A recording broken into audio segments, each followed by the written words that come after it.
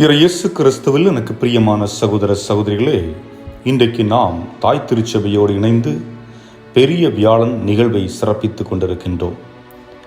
இன்றைய நாள் மிகவும் உன்னதமான நாள். காரணம், இயேசு ஏற்படுத்திய குருத்துவத்தையும் நற்கருணையையும் நினைவு கூறும் நாள். கத்தோலிக்க கிறிஸ்தவர்களாகிய நாம் எவ்வாறு குருத்துவத்தை ஏற்படுத்தியதையும் நற்கருணை நிறுவியதையும் புரிந்து கொள்வது. பழைய ஏற்பாட்டில் விடுதலை பயண நூலில் மக்கள் எகிப்திலிருந்து விடுதலை பெறும் முன்பு மற்றும் அதன் பின்பு பாஸ்கா விழாவினை வித்தியாசமாக கொண்டாடினார்கள். அதாவது யூத குடும்பத்தில் உள்ள ஒவ்வொரு இல்ல தலைவர்களும் குருக்களாக கருதப்பட்டார்கள். இது எப்போது என்றால், இந்த விடுதலைக்கு முன்பாக, அதாவது எகிப்திலிருந்து அவர்கள் விடுதலை அடைவதற்கு முன்பாக குடும்பத்தில் உள்ள ஒவ்வொரு குடும்பத் தலைவரும் குருவானவராக கருதப்பட்டார்கள். ஆகவே அவர்கள் தங்கள் குடும்பத்தில் பாஸ்கா விழாவினை சிறப்பிக்க வேண்டும். ஆனால் எகிப்திலிருந்து வந்த பின்பு, அதாவது விடுதலை அடைந்த பின்பு, கடவுள் மோசே வழியாக 2 முக்கிய கட்டளைகளை கொடுக்கின்றார். முதலாவதாக உடன்படிக்கை பேழையை நிறுவுவது, இரண்டாவது குருக்களை திருநிலைப்படுத்துவது. அதாவது 12 குலம் யூத குலம் உண்டு என்று சொல்லுவோம், விவிலியத்தில் பார்க்கின்றோம். அதில் லேவியர் சமூகத்தை சேர்ந்தவர்களை குருத்துவ பணிக்காக இறைவன் தேர்ந்தெடுக்கின்றார். அதிலும் குறிப்பாக ஆரோன் மற்றும் அவரது பிள்ளைகளை திருநிலைப்படுத்த தயார்படுத்த சொல்லுகிறார் மோசே வழியாக.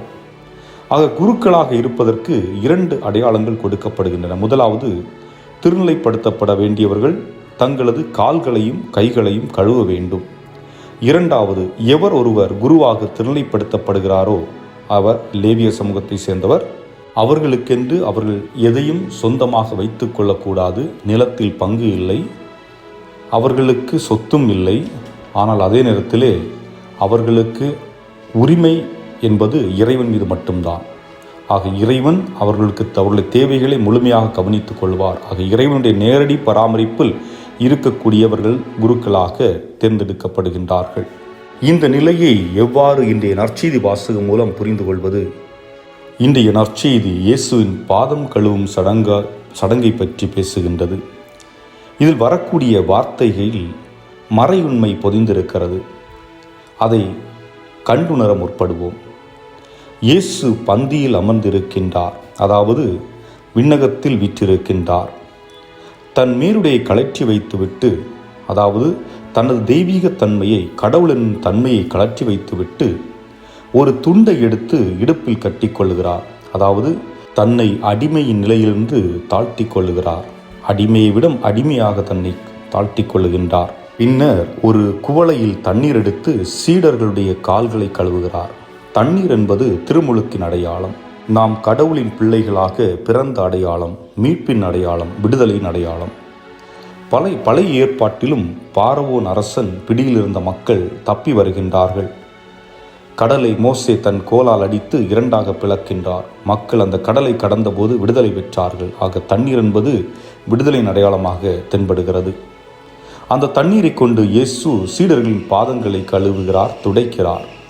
இது எதை குறிக்கிறது என்றால், இயேசுவின் சிலுவை சாவை குறிக்கிறது. இயேசு சீடர்களின் பாதங்களை கழுவிவிட்டு மீண்டும் எழுகிறார், அதாவது உயிர்த்து எழுகிறார். இறந்த இயேசு, சிலுவையில் தொங்கிய இயேசு உயிர்த்தெழுகிறார். உயிர்த்த பின்பு மீண்டும் தன் இடத்தில் போய் அமர்கிறார், அதாவது மீண்டும் விண்ணகத்தில் எழுந்தருள்கிறார். இதுதான் மறையுண்மை என்று சொன்னேன். ஆக இந்த நிகழ்வு இயேசுடைய விண்ணகத்திலிருந்து வருகை, பிறகு விண்ணேற்படைந்து அவர் தன்னுடைய தந்தையின் வலது பக்கத்தில் வீற்றிருக்கின்ற அந்த நிகழ்வை விளக்கும் விதமாக இந்த இறை வார்த்தை அமைந்திருக்கின்றது. ஆனால் அதே வேளையில் 2 திருவருட்சாதனத்தை இயேசு இங்கு நிறுவுவதை பார்க்க முடிகின்றது. முதலாவது, இயேசு பேதுருவின் கால்களை கழுவ நெருங்கும் பொழுது அவர் கூறுகிறார், ஆண்டவரே, என் கால்களை கழுவ நான் அனுமதிக்க மாட்டேன். இயேசு கூறுகிறார், நீ அனுமதிக்கவில்லை என்றால் உனக்கு என்னோடு பங்கு இல்லை. அதாவது நான் கழுவுகின்ற பொழுது நீ குருத்துவ நிலையை அடைகின்றாய். நான் உன்னுடைய பாதங்களை கழுவவில்லை என்றால் நீ என்னுடைய குருத்துவத்தில் பங்கெடுக்க முடியாது என்று சொல்லுகின்றார். ஆக இந்த தண்ணீரால் கழுவுகின்ற பொழுது அங்கே குருவாக திருநிலைப்படுத்தப்படுவதை நாம் பார்க்க முடிகின்றது. அதை போன்று நீ குருவான பின்பு நான் மட்டும்தான் உனக்கு உரிமை சொத்தம் என்று சொல்லுகின்றார். ஆக குருவாக இருக்கின்றவர்களுடைய உரிமை சொத்து யாரென்றால் இறைவன்தான். பழைய ஏற்பாட்டில் பார்த்தோம், ஆரோன் அவருடைய சந்ததியினருக்கு நிலங்கள் பிரித்து கொடுக்கப்படவில்லை, இறைவன்தான் அவர்களுக்கு உரிமை சொத்து. அதே போன்று இயேசு சீடர்களை குருவாக திருநிலைப்படுத்திவிட்டு அவர்களுக்கு அவர்தான் உரிமை சொத்து என்பதை வெளிப்படுத்துகின்றார். உடனே பேதுரு கூறுகிறார், ஆண்டவரே, அப்படி என்றால் என் உடல் முழுவதையும் கழுவும் என்கிறார். அதற்கு இயேசு, குளித்த பின்பு பாதம் கழுவுதல் மட்டும் போதும், குளித்து விட்டது என்பது திருமுழுக்கை குறிப்பிடுகின்றது. ஆக இயேசு இந்த செயலின் மூலம் தம் சீடர்களை குருவாக திருநிலைப்படுத்துகின்றார். அவர்கள் பணி என்னவென்றால் பலி செலுத்துவது. பழைய ஏற்பாட்டில் ஆரோன் மற்றும் அவரை சார்ந்த அவருடைய பிள்ளைகள் மட்டுமே பலி செலுத்த முடிந்தது. அவர்கள் ஆடு, மாடு, பறவைகள் கடவுளுக்கு பாவம் போக்கும் பலியாக கொடுத்தார்கள். ஆனால் இயேசுவின் துன்பம், மரணம், உயிர்ப்பு அவரையே பலிப்பொருளாக மாற்றியது. மிருக பலிகளை ஆண்டவர் விரும்பவில்லை. அதற்கு பதிலாக ஒரே பலி. இந்த பலி அனைத்து பாவங்களுக்கும் போதுமானது. அந்த பலிதான் இயேசுவின் கல்வாரி பலி. ஒவ்வொரு முறையும் திருப்பலி நிறைவேறும் போது நாம் ஆண்டவர் இயேசு சொன்னதை செய்து கொண்டிருக்கின்றோம். இயேசு அப்பத்தை பிட்டு, இது என் உடல் என்றார். பின்பு திராட்சை ரசத்தை எடுத்து, இது என் இரத்தம் என்றார். பின்பு கூறுகிறார், இதை என் நினைவாக செய்யுங்கள். இயேசு சொன்ன அந்த வார்த்தையை தான், அவர் வாழ்ந்த வாழ்வை தான் ஒவ்வொரு முறையும் திருப்பலி நிறைவேற்றி கொண்டிருக்கின்றோம்.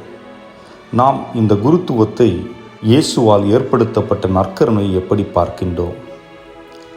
திருப்பலியின் மையப்பொருள் கிறிஸ்து. கிறிஸ்துவை காண்பதற்காக, உணர்வதற்காக முன்னுரிமை கொடுக்கின்றோமா, அல்லது குறைகளை கண்டுபிடிக்கவும் குறை கூறுவதற்குமாக வந்திருக்கின்றோமா?